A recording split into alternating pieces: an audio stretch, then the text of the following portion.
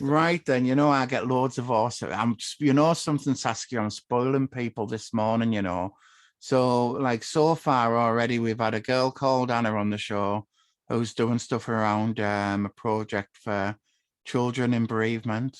We've got a Trans Reflections podcast with piece with a lad called Dalton, who's absolutely amazing. Yeah. And we're having a chat with yourself about music. Yes. And something, like I sort of feel as if, because when we reached out to do the audio piece, I had no idea we were trans. Yes, I am. I am indeed. I'm thinking under the Trans Reflections podcast as well. It's very close to my heart, and I'm very much about equality, diversity, and helping people from underrepresented groups and communities from across the UK. So Bless that is you. part of my If only everyone else had that view, it'd be all right, wouldn't we? Oh, we'd live in a perfect We'd world be if that. all right then. We'd Yeah, be we. okay.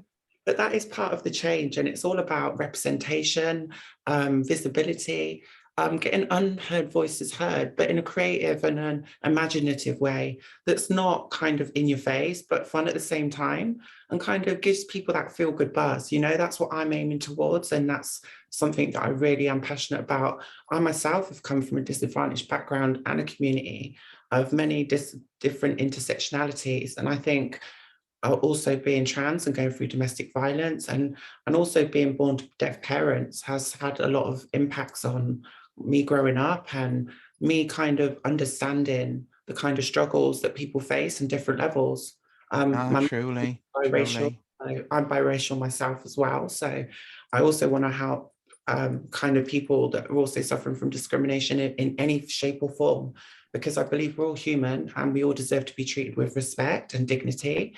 And that's really what I want to do, is just give a platform to others as well as myself, to help them and inspire them. And kind of, I think there's a problem, especially with my generation, where I don't have many people to look up to or aspire to be like, especially not in the mainstream, And I think, like we was talking about earlier with Sophie, she did an amazing job of trying to get out there, especially for a Scottish trans artist as well. She was from the Yes. UK. We don't have, like, if you look at America, look at Brazil, look at Canada, they're a lot more advanced, creative wise than we are in the UK, and I don't really see the reason for it. Oh, So there is a reason, like from the late 60s till the 90s, there was a visible, almost like erasure of positive trans identities. And it was down to, there was this book, actually. I interviewed Zoe, who wrote it, The Hidden Case of Ewan Forbes. amazing. And, what they call it, Ewan was a baron. And Okay. it come time for Ewan to take the baronship because his brother died. But one of Yeah. his cousins challenged it in court, so it was heard in chambers because Yeah. Ewan was assigned female at birth, always identified as male. Yeah. His mum got a note off the doctors and went and changed the birth certificate, give him synthetic testosterone, lived his life as a bloke. Yeah. You know what Okay. I mean? Anyway, once that was done, although it was reported on at the time, there was never a big thing made of it. But since then, there's like they brought into the thing about primogenitor, where you have to be a male to take the title. So Right. if you think from the 70s all the way through to the 90s, what representation did we have in the media? We had Psycho wearing the woman's dress to do the killing. We had Yeah. Buffalo Bill in Silence of the Lambs. Yeah. Pretty much, like trans people were always portrayed as the butt of the joke or the dangerous killer and stuff. I think a And problem, it's, a lot of it. Oh, yeah, the same. so we're coming from a place and now of actually taking our space because we've always been there. It's Exactly. interesting when you say about intersectionality, because my father was born in Calcutta. So Lovely. like technically I'm Anglo-Indian. But when Yeah. you look at Anglo-Indian, there's a lot of, once people left India during the partition and they went to other countries, there's almost a physical like disowning of any Indian heritage that may or may not have been there, because Goodness. just to try and fit into wherever you go. And I Yeah. think that may be tied in with, I come out as trans in 2012. And I Congratulations. think that tied into some of the reasons why my family, like of that age, aren't on board. Yes. You know what I mean? It's difficult. Do you mind us having a little bit of chat about your own background? Is that Of okay? course. Yeah, of course. Which would you want me to start from the beginning? So I start from the beginning. So I'll get basically, comfy. yeah, get comfy, get the kettle on, and we'll get comfy and have a chat. So basically, I was born to two deaf parents. So my mum, she's biracial. My dad's white, and they're both deaf and hard of hearing. They can't talk, they can't hear. It was a bit of a struggle living with them. My grandparents lived across the street, so it wasn't like far. They were fine. My grandparents, my dad's mum and dad, so they lived across the road, and I had a very close relationship with my grandma. She was kind of like a mum figure to me, ever from a very young age. And I kept running away from home and kept going to my nan's and knocking on my nan's door and saying, Nanny, Nanny, let me in, let me in. And my nan just used to grab me in, take me in. So after a little while, my mum and dad, one day I came back from school and my mum just disappeared. So I was like to my dad, where's my mum? They was like, oh, she's gone. And we don't know if she was coming back or not. And I didn't see my mum until again, I was about 17 years old, but I'll come back to that. So I came back home, my mum was gone. So my dad was like, right, I have me and my brother, we lived with my dad. We lived with him for about a year. He met another woman, she fell pregnant. And then we kind of were pushed out a little bit. I think she obviously was pregnant. She wanted to start a fresh family. We were kind of kids from another marriage. So it's kind of like we were seen as a bit in the way. Yeah. So we went to live with we got basically put into children's home for a little while, like foster parents. They were lovely. I remember they had a little riding school. So I used to do horse riding from a young age. So that's another one of my passions. And basically was there for about a year and a half. And I still used to have contact with my grandparents. They always used to come and see us at the weekends. And I used to say to my nan, please, please, I used to cry, can I come home? Can I come home? And I think she just had enough of like me saying it because she was like, I promise you will come home, you will. And one day she come and got me, and then she's like, right, you're coming with us. So I went and lived with my grandparents and my brother, and then we moved in, and I lived there until I was 17 years old because they were getting on. They were quite old at the time. They took us on at about 60, 65 years old. They must have been. We were only like 10 at the time. So it was quite a handful, me and my brother. And then literally they took us on. So I was at school and they noticed I had a really good voice, a really good singing voice. So it's like, right, we want you to go for some trials, some voice trials. I was like, yeah, no problem. I had no idea what this was. I just thought it was me singing. So my teacher used to sit there and we used to go practice and go through these songs. And then I went for these voice trials and I didn't realize what it was. I just thought, right, I'm singing in front of this panel. It's a bit like, Britain's Got Talent. You stand there and you sing. And I remember the song I sung was Oil in My Lamp. It was the song I sang. And I remember our teacher used to go through it. We used to practice different songs every morning after school as well, practice. And then I sung the song and they said, right, you've just won yourself a scholarship. And I was like, a scholarship? And they was like, you've just won yourself a scholarship to Christchurch Cathedral School. It's literally one of the best choirs in the world. And I was like, I can't believe it. And I said to my grandma, I was like, what have I got to do now? And she's like, right, you've got to go to boarding school now. And I was like, what do you mean? And she's like, right, you've got to go to boarding school Monday to Saturday. You can't come home. There's more than oil in your lamp. Yeah, it was a bit like, okay, like my grandparents are really proud of me. I really just wanted to make them so proud. Do you understand? And I thought, yeah, well, of course. But at the time, it was really quite heartbreaking because I've been away from family already before. And I kind of felt like I was away from family again. And I kept asking my nan, why are you doing this? And she's like, I have to. She's like, sometimes you've got to be cruel to be kind. And I just didn't get it.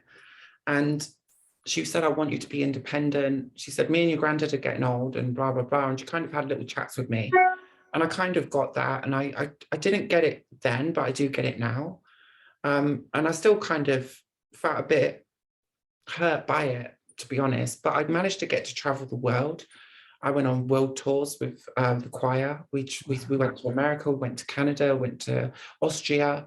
So we did manage to do quite a lot of tours and going around on Inspector Morse as part of the singing placements and stuff like that. We met Princess Diana. And then after that, I went on to another school and they continued to pay for my education. It was the Bottle Trust and another organisation that funded it, the school.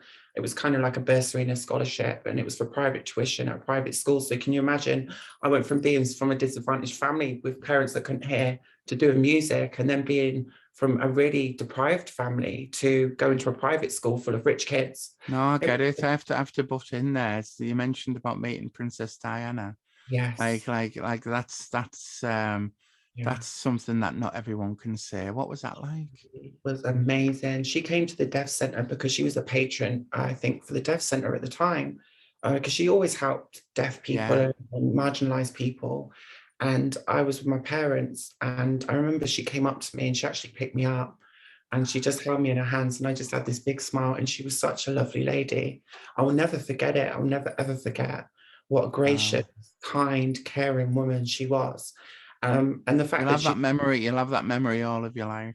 That's yeah, all of amazing. my life actually. And there was another time actually, even I think Bill Clinton came to Oxford as well. Another time when he came to collect his degree from Christchurch. He landed his helicopter in Christchurch Fields, and we was all at sports. And was like, "Who's this big helicopter?" So we all went running over, and I was like, "Can't go anywhere near, can't go anywhere." And there's literally all the security and stuff coming out. So yeah, I left school and I can continue to do music. I kind of had a son when I was at 17. So I met this girl and we had a little boy. His name's Martel. He's now 21. So he's a big boy now. And then I kind of always knew I was trans, but I kind of had this, because I was living with my grandparents, and I kind of just moved out at 17. But Yeah. I've always had this kind of fear that because they were older and they were more old fashioned, that if I told them, they would disown me. And because of all the kind of the away from family and kind of Yeah, sure. had with When you family. say you always knew you were trans, can you remember the first time it dawned on you what it actually was? Well, wow, that's a good question. My mum always said to me when I was young, she always used to say, "You always put my high heels on." And she said, one day I can remember you got the nail varnish and you glued your eyes together. And I was like, "Really?" She's like, "Right, we had to take you to the hospital because she thought you was copying me doing, she must have been doing a mascara." There's me, I picked up the nearest thing to me and got the brush and started doing my eyes. I didn't realize it was a nail varnish, did I? I glued my eyes together, silly girl. But yeah, I kind of, from a young age, I always used to hang around with the girls, be with the girls at school, kind of always, never really played football or had a friend that Yeah. was a boy. It was always around the girls, always felt feminine. And at school, people always used to ask, "Are you a boy or are you a girl?" Like, wasn't really sure. So I kind of was lucky in that respect. But then I think once I'd had my son, which was still very young, I thought, right, I need to try and be a male figure for him. I need to try and be a father for my son. It was really quite contradictory. And at the time, it was very hard because I had to sacrifice myself for my son. Like my son became the priority, not me anymore. So I tried for 5 years and it was really quite a struggle then. And I was getting like 24. I must have been about 24, 25. And I went to see a doctor. I remember I spoke to this South African doctor she was. I explained my problems and she said, "Right, the only way you can do this is if you go away, live as a woman for 2 years and come back again." And I was just like, wow, that sounds really scary. And I thought, I can't do that on my own. There's just no way. So I kind of went away. Then I kind of just tried to suppress those feelings and tried to keep going along. I just finished uni and I was doing events, music and media management. And I started my management company then. I started managing artists, promoting artists, working with record labels, just kind of networking in the industry. That went really well. And then my partner at the time said she's pregnant again with another son. And I was like, oh, here we go again. And then we kind of we didn't see eye to eye from them because I kind of wanted to focus on career. She wanted to focus on another child, which was understandable. And I'm so glad I have 2 children now. But at the time I thought, right, I've got to try and focus on providing for the one we've got. And it was quite and with my trans issues that I not really disclosed as well, it was very tricky for me at the time. Again, I did another couple of years and then it got to a stage where I thought, right, I've got to go back to the doctor. I can't carry on like this. And then I spoke to the doctor again. I was drinking quite a lot at the time, smoking cannabis to try and suppress the feelings, take that kind of anxiety away and just try and feel comfortable. But whatever I did, it just didn't make any difference. I used to have long hair, or I always had my hair in plaits in a bun. I'd always wear kind of unisex kind of clothing, like, you know what I mean, sports wear, anything that was tight and fitted that I could possibly get away with as a guy, but I used to wear makeup anyway. And it was kind of like, it got to a stage where I thought, right, I'm going to speak to my kids. I can't do this anymore. So we went on holiday actually to Disneyland in Florida, me and my 2 boys. It was just us two, the 2 boys and me. we went to Florida and I spoke to him on holiday and I said, look, I feel really, I'm at kind of a real point in my life where I'm struggling. And I explained it. My son was 10, the older one, my younger one was 5. Explained it to both of them, and the older one and the younger one, they were actually like really supportive. They came with me and they kind of helped me choose certain clothes to wear and told me what looked nice, and they were really, really supportive. As kind of the transition went on and the process began to happen, the kids were fine, but I think as the older one got to his teenage years at school, he did face quite a few problems with other children. Yeah.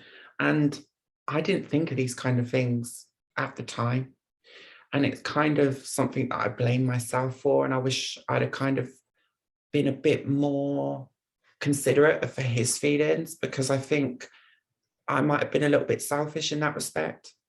Because I was quite out there with it. And I mean, like, to be honest with you, when we're looking at bullying in school, which goes on, you understand that. And like, I would never seek to take ownership of the blame because somebody's decided to act like an idiot and bully somebody because of who the parent is. Because I know, like, you know, like from from a trans experience, if you will, you know, it's like how else could it go without you actually being you? You know, and you know, if he'd have been had people around him in school who weren't like of the nature to bully and rib and stuff like that, then that wouldn't have been an issue. So, and I understand the responsibility, because I mean, I've got 4 children. 3 of them are totally on board. My youngest is nearly 25, and I still feel guilty because I was more like a friend than a parent. That's how I feel right now. Because but I couldn't be me until I was me, and now I'm proper plugged in. I'm proper switched on, and I'm a lot more responsible now. But I had to be me to do that. So never beat yourself up over deciding to be yourself. No, because it's like being unhappy that the world is racist. You know, I mean, we can't change who we are. Or we can just hope that other people aren't as bad as they put themselves forward. That's totally true what you're saying, and I How think was it panned out over time with your kids? Are they okay? Or? time it's all gone perfectly well. Like now we're great, we're absolutely amazing now. But there was that time, I think, with his teenage years and the school time that it did put a bit of a strain on our relationship. Yeah, I Again, imagine. I kind of changed from being Paul to Saskia, and it was kind of like that transition for them, like being daddy to Saskia, because that's what they call me. They don't call me mum, they call me Saskia. And that was thanks to my friend, because previously, before, they were calling me dad. And some trans women still do that. But one of my other trans friends, she said to me, Saskia, you can't be going out and them calling you dad in the street. Everyone will start looking at you. And I was like, wow. I kind of said to them, just call me Saskia. But at the time, sometimes now I wish they would still call me that. But that's another interesting thing, because just from my own perspective, I've never been the type of person who says, "Oh, you must call me mum," because I've got a mum. Even like whether they see her or not's irrelevant. Exactly. But like, you know, so that when they talk to me, they do call me Ellie. But if we're in public, like I've heard them refer to me as mum. Just because we're in public and they just don't want to get into that, and I quite like that. But deep down, I'm actually still proud to be the dad, and I'd like to think that they're proud that they've got a female dad. Yeah, exactly. You know what I mean? It's like we do, like, you know, Emile Durkheim said language is a social fact. So we use what language suits us, and different families are totally different. I don't think there is a right or a wrong. It's just what works. That's right. And I think it works for us. And I look at my children as so open-minded and understanding and accepting of all faiths, cultures, religions, backgrounds. And I think sometimes it gives them an insight. I know it hasn't been easy for them and it is different, but like I explained to my children, look at me. I came from a family, like I did remember my son saying, oh, did I come from a dysfunctional family? But what a dysfunctional family really is just different. He looked at his different, and I think dysfunctional and difference, 2 different things, you know. So I think we're a very functional family, and like his mum, she does music and she does catering, But I think at the time when other children kind of drum it into people's heads that it's not normal, it's not okay, that it can affect younger children.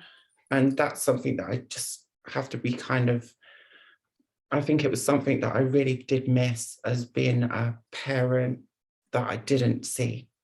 And I think Yeah. that's, No, for sure. I yeah, just feel that we can, hindsight is 2020 vision, yeah, you know, and but the experience of your kids, like, you know, like being around and growing with you through your transition, then I'm sure there'll be other people who they know in their peer group who've had to face the adjustment of somebody close to them coming out as trans, yeah, and the experience that your children have had, I'm sure, has held them in really good stead in that point. yeah. You know, because like trans people have existed since the dawn of time. That's right. You That's know right. what I mean? It's And just, my younger one, he really likes, he's very much into being creative, and he's very much like me actually. And I look at him sometimes and he very understanding, open-minded. He likes RuPaul's Drag Race. He's even got dressed up at times. And I said, you look amazing, you know, and he's very understanding and open-minded like that. And it's not anything that anyone's said to him, or do you know what I mean? I just think it's just the way he is. And I I think, used to really like RuPaul's Drag Race, you know. I used yeah, to really, really like it. yeah, And Bimini was robbed still. yeah, But like I said, but I look at some of the American ones and the English ones and the Australian ones and the Canadian ones, and I've watched them all. yeah, But I get so frustrated. I get so frustrated when the wrong person gets told to leave. I know. And I think Rue does it just for the sake of it.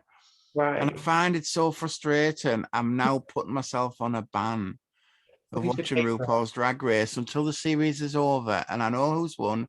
Then I'll Yeah. go back and I'll watch it from the beginning. Because when I'm invested in the moment, I get wound up. Yeah. I really do. I swear. I like to horror. Do you know what I Yeah, mean? And it was the one in Cherry Valentine. yeah, Do you know what I great. mean? There's some amazing, and I, Yeah, oh amazing ones. I think Carmen Carrera was one of my favorites, along with yeah. Jiggly Caliente. Was it Jiggly? Oh, I went back when I seen a bit of it. Some of my friends said go back and watch the first ever ones, Yeah, and I the did. And there's one is not might be Maisie Green or something like that. I forget the name, but there's some really quirky ones on there on the first series that I absolutely adore. You know what I exactly. mean? But Exactly. for the American one, Tina Burner, I like Tina Burner. There's just something Okay. about her. Yeah, And yeah. because she has the red and the yellow, it's just that, like she was always an also ran. Yeah. You know what I mean? Oh, I can't. It's like politics, drag race. I Definitely. swear to God. So listen, my friend. Like, I'm surprised. I'm not even going to ask how old you are, because you still look in your 20s. Sorry, I'm 37. Yeah, so You're doing well for it, you know. thank you. And then I got, Everyone who I get on my show, everyone looks absolutely super glamorous. And I oh, always look like I've just been dragged through the back of an edge. you look absolutely gorgeous. I'm sorry, I'm 38. Sorry, that was me. I'm adding it. I'm taking a year Bless off. you. Year, I'm I've just noticed every time I do one of these, it's always, I like the back alley Sally, you know. Oh, you don't. Thank you very much. You look lovely. And yeah, Bless you. Checks in the post. yeah, that All was right, it. so let's talk about music, Yeah, because music was your first love and it will be your last. that Right, is. so we were talking. So tell me about some of the musical things you're working on or with. So literally at the moment, so I kind of went through, I'll tell you my little bit of a story. So I met a guy and I was in a relationship when I first moved to London, because I moved to London originally from Oxford to pursue my music career. I kind of met a guy, and then it kind of knocked me off like focus, and I kind of got a little bit involved in a relationship, and then domestic violence. He went to prison, and then he came out, domestic violence again, he did it, went back to prison. Then I kind of realized that I need to sort myself out and get away from this guy. So I went Yeah, and did my master's in international music marketing at Talyard. So when I started that, I started kind of working with other artists in the music industry, forming networking relationships with people, just getting out in the industry and kind of just figuring out, okay, where do I fit in the industry? Where are the gaps in the industry? And I think it was just a really good time to enter the industry because of the Black Lives Matter, and equality and diversity has now become a big thing everywhere.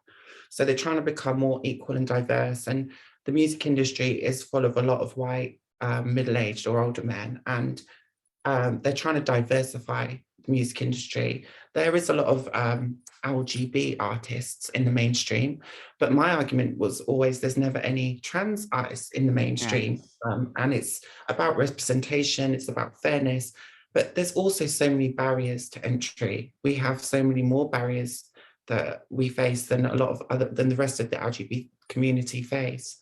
And I think that helping the music industry understand that, but also having people like me that are in the industry, helping others understand those barriers, but also as a kind of catalyst and driving force for change, and to also help educate, inspire, and represent. So it's kind of like, I want to start my own artist development and management company, which I'm in the process of kind of formalizing at the moment. I have got my own project that I'm forming, which is this 3-piece multiracial trans girl band that's going to represent the whole of the UK.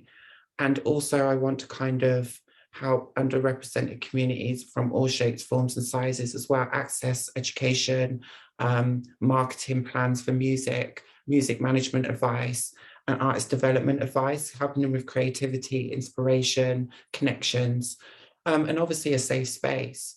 So I'm kind of getting out there, trying to obviously meet different people from all walks of life, build allyship. I have another talk next week with a whole heap of business professionals. I do work with a couple of other MBEs, Carrie Grant MBE, she kind of helps with trans advocacy. And I also had a meeting yesterday with Joanne Mock, which was really nice. And it's just kind of nice to meet even you today, like just getting out, meeting other people in my community, you know, because building those ties as well in my own community is really inspiring to meet you, to see what you're doing as well and how inspirational that is. Bless You know, you. I'm a poet and I put a few chords to it, and wow. I'm a songwriter. You're a You poet. get some other MBEs. Do you have an MBE? No, I don't. My friend Carrie Grant, she has an MBE. She's also a vocal coach, and Joanne, she's also got an MBE. It wouldn't be Tell your friends with an MBE. I went to see Olga Johnson. She set up the first food banks in it's not it's Tunbridge Wells. Oh wow. And she got an MBE. Amazing. And I was talking to her about it. So I stopped at her place. She has this Orst house, you know, like the big windmill things, and it's also a cattery. Because I was working down there last year, I thought I've got to go and stay there. Got an interview with her for the show as well. And we were chatting, so like, you know, the OBE and the MBE. Yes. They say, so an OBE is for others' bloody effort, and the MBE is for my bloody effort. So tell your friends with the MBEs, well done, because they've got it on their own effort, apparently. Oh, well done. Well done. I didn't even know that, but you learn something new every day, David. Well, it's I don't know how true it is. I don't know how true it is, but it was just as it was put across to me, I thought, there you go. You know what I mean? Because the You order. see, I'm an old borough eccentric. You're getting right round here then, because I love the old school. You can't beat old school, you know. Old school. Yeah. Also. So what have you got any music out there, Saskia? At the moment, it's all in the process of obviously forming the group, and I'm obviously starting auditions for that group soon. So that's something to look out for. I'm also on LinkedIn and I'm on Instagram. If people want to find me, I'll send you the links to that as well. No, definitely. Because what I'll do is when I put this up there, with your permission, I'll put this up there as a trans reflections piece.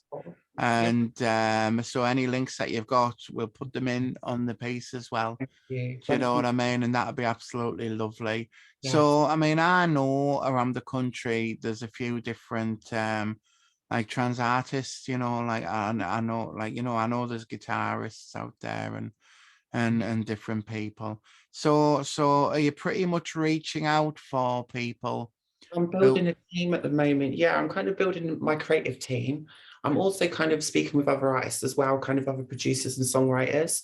I'm obviously working with industry professionals and collaborating with them as well, across, that's in Canada, in Brazil, in the UK. So I am kind of working flat out at the moment. Sometimes it's a lot of hard work that goes in before you see the fruits to my labor, but I'm putting so much hard work in at the moment. I'm kind of getting some funding together to apply for the Arts Council Creative Development Loan grant thing that I can get. And I'm going to try and build a business as well. Like, so my next process will be auditions for the girl band. start the business so I can sign the girl band to my management company. Does that make sense? So Of course it does. self-manager, but also help other people at the same time. Because if I've learned the skills, I might as well help others, No, especially. 100%. You know, personally, what's so like when I think of music for me growing up, I used to look my life away in David Bowie's songs. I was a massive Bob Marley fan. Oh yeah. And I had my 25 years in a cloud of cannabis blocking me out. So I relate to that. And in later years, I've become enamored with the music of Elliott Smith. Oh yeah. You know, so most people have never heard of him. It's ridiculous. Amazing. Amazing. But so what about yourself? Like what would you say your own personal musical heritage sort of is, or what's your genres that what's Okay. on your playlist? On my playlist would be female rappers. I'm very much into female empowerment. I kind of like R&B, hip hop, dance. I'm very eclectic, jazz, classical. Depending on my mood, I'm very much a mood kind of person. So if I'm in a really kind of dancey mood, or I'm clearing up the house, it'll be dance music. If I'm in the gym, it'll probably be a bit of something else. But I generally love music, like music that connects, that's obviously Yeah, heavy, but has kind of meaning and tells a meaningful story and has a good connection to it. But I think everything that I will do for my own projects are going to be about real life, just about real life situations, social situations, political situations, yeah, all the things that we face. I think we need to tell a story, and we just need to show people that, 100%. you You know, know, chatting with you now, you seem like to be a totally switched on, focused young woman who's sort of like who knows what they're doing. Do you thank you. think, in a sense, like if you didn't transition, do you think you'd still be sat there blocking yourself out? How do you think your life would have went if you didn't make that decision? Very good question. I don't think I'd be here today. Hmm. I think I Damn. would not be here. I would probably have been dead a long time ago, because I just couldn't do it anymore. I think sometimes when we refuse the choice to be who deep down who we know we are, I think then our own value Yeah, diminishes, it certainly our does. own self-worth as well. Yes, it certainly does. And this is another thing that I want to also bring awareness to, is domestic violence, especially with trans women. Uh, Yes. I suffered domestic violence, and I accepted a lot. I took a lot that a lot of women wouldn't have took because of my situation and because of who I was. And I kept making excuses and saying, oh, it's because of this, oh, it's because I'm trans, oh, it's because da da da. I know it's hard, but it's not an excuse to let a man hit you. No, it isn't. You know, I did a session 2 days ago for York University. They were doing events around Sexual Violence Awareness Week. Yeah, And the piece I did, it was like a 3-hour piece about changing the conversation around trans yeah, and sexual violence. exactly. And like, you know, because I mean, like before, while I was trying to make sense of myself, I didn't have full ownership of myself, and I didn't have a connection my caregivers around me, because I couldn't work myself out. So then with that detachment, I ended up getting myself into some situations that I'd have been better off not getting into, you know, like, so I'm a survivor in that sense. But then moving forward, I understand that when people come out as trans, I mean, I was, after 10 years in transition, I managed to get my surgery last February. So I'm Congratulations. like a year nearly post-op. Well, congrats. And, you know, for me, that's when I realized what gender euphoria was. Felt a weight lifting. Now I can't even remember what it was like pre-surgery, to be honest with you. There you But the go. interesting thing is, for me, is in this sense, it's almost a case of, I know that there's people will message me to come round and to do things and like all Yeah, this type of yeah, stuff. yeah, girl, yeah. And these people wouldn't walk up the street with you No, because you're trans. yes, So, and isolation's a massive thing for trans. So I do believe that some of us end up falling into casual relationships rather than being isolated. that's what And they can be quite abusive relationships. And I don't think we talk about this enough. I totally agree with you, and I'm behind you 150%. I think a lot of it as well, it's like you said, it's the stigma around it. I've been with relationships where my partner's been fine with it. He's introduced me to the family, the mum's not been all right with it, or the brother's not been all Yeah, right, or the friend. 100%. There's always someone somewhere that's not all right with it. And it can have an impact on the relationship. Not because it's the relationship's fault. It's kind of trying to be that normal couple and trying to be happy, but then other people are causing issues, and then it causes a disagreement. And then, for example, it can just escalate. And that's what most partners do, use as an excuse. Oh, it's because you're trans. Oh, because this. Oh, my friend said this because my friend said I'm gay because I'm with a trans girl. But like, I'm the same as you on post-op. So it's like, sometimes I feel like I have to educate others to help them understand, you know, and I think it is a lack of education, but sometimes it's out of malicious malice, and you can tell the difference. But I think, again, more needs to be done on educating, because we are very over sexualized as well. You're either Oh, desexualized. definitely. It's like you're on so many people's bingo boards, but it's a secret bingo board because they wouldn't openly admit it. Yes. You know, I say to people, and you know, I feel as if, I'm sure you'll agree with me. I tell people, because I support a lot of people in this area as well. I say to people, the best relationship you can ever have is with yourself.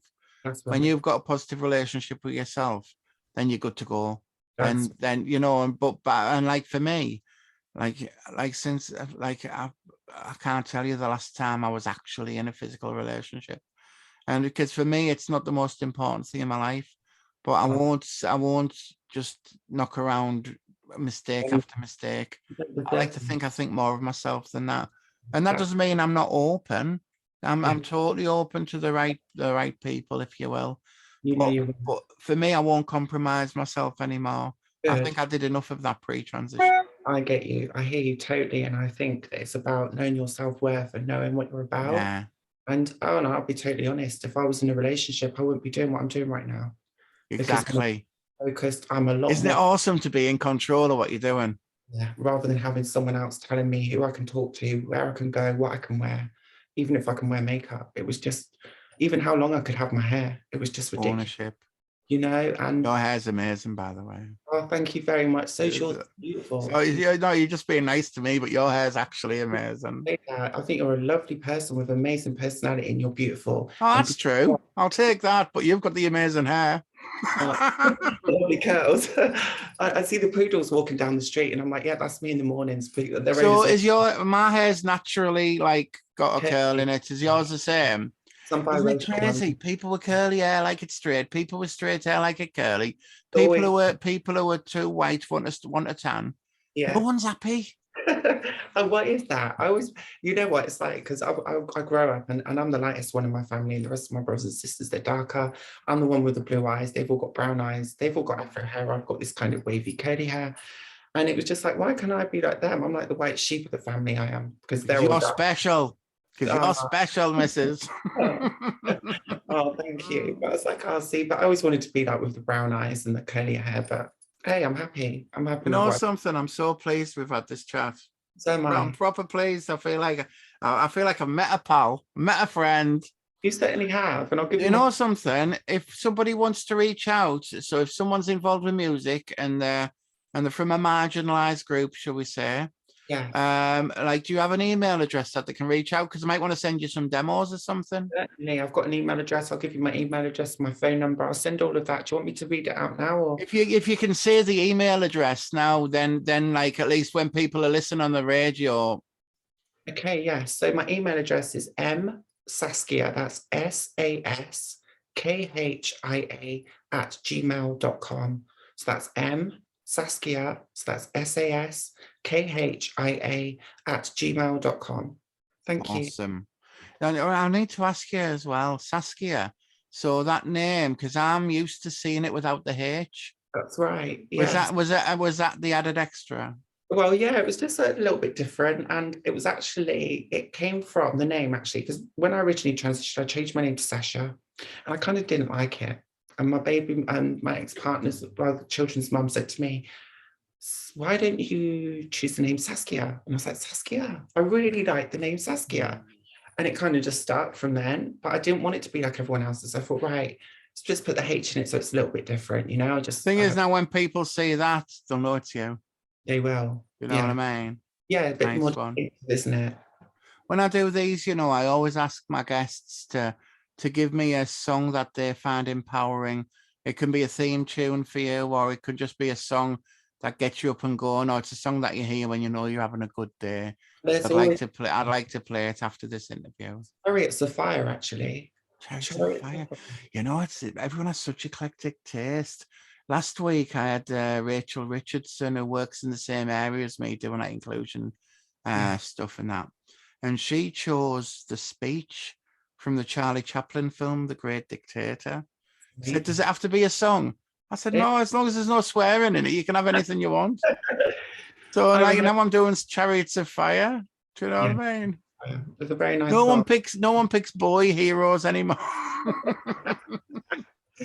Well, it's girl power all along now. You know something? It's been an absolute pleasure speaking to you. And you. I'm so pleased that I can now follow your future. Oh, Because thanks. I imagine you've got some pretty interesting roads ahead for you, my friend. Well, let's hope that if that pretty road works out, that I can put some of my artists your way again, and you'll get to interview some of these artists again from underrepresented communities. You know something? You just send them across, and we'll have a chat. And when you're doing stuff, if you ever want an elder with a sense of humor and a guitar, I'll come and I'll host events for you. I'll keep them in line. I love Auntie that. Ellie, come on. Yes. Come down, Auntie Ellie. Get up on that stage now. I love it. Oh, Well, look, my love, you take good care and thank you very much. Great So we're going to play Chariots of Fire for you. Yes, Chariots of Fire. Yeah. And all there is left for you to do is to say, back to the studio. Back to the studio.